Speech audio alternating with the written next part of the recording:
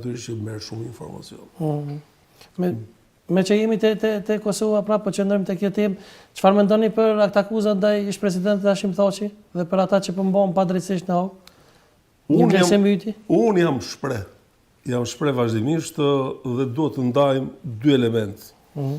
Që është një element institucional që ka të bëjë me gjykatën dhe parimi i një politikani dhe një shtetari është që asnjëherë të mos interferojë tek çështjet e drejtësisë. Sigurisht. Bile unë besoj që çdo njeri që shkon tek drejtësia është interesuar që procesi të shkojë deri në fund kur kauza ka qenë një kauzë mos e drejtë. Dhe nëse do futemi në pjesën e kauzës së Kosovës, të shqiptarëve të Kosovës, është një kauzë e lavdishme e popullit të Kosovës, e faktorëve politik, atyre që nuk ishin lindë si politikan dhe u bën politikan, dhe unë besoj që është një nga ngjarjet që si asnjëherë tjetër nuk pat një mbështetje kaq të madhe, kaq të fortë të botës demokratike.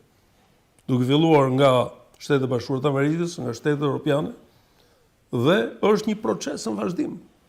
Dhe unë jam bindur që historia, pavarësisht që ka pengesa, ka probleme, ka këndvështrimi të ndryshëm nga politikanë të ndryshëm, qoftë edhe të Europës.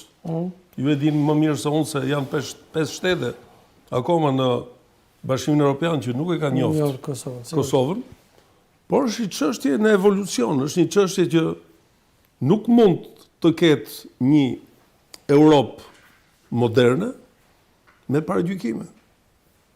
Nuk mund të ketë një Europë e cila e ka manifestu vlerën e Unionit një dokument themeltar të hetërve themelus, në rast se njerëzit nuk çlirohen nga paragjykimet koda. Unë kam parë dhe mënyrën e sjelljes së individëve që kur vjen puna për të luajtur edhe futboll me Kosovën, fillojnë dhe vend në diskutim statusin, ndërkohë që Kosova është pjesë e ligës zyrtare të futbollit evropian dhe botëror. Dhe unë besoj që disa gjëra që janë zyrtarizuar nuk ka nevojë të komentohen. Por kam bindjen tjetër që është, sikur se thash, një proces në evolucion. Gjërat do të gjenë vendin e vet. Historia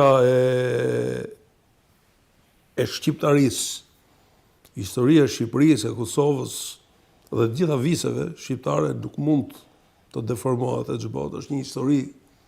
Ne kemi nevojë që ta shkruajmë mirë historinë, të bim dakord për historinë tonë dhe të gjithë të flasim me një zë kur vjen puna për rrënjët e historisë tonë. Kjo është shumë e rëndësishme.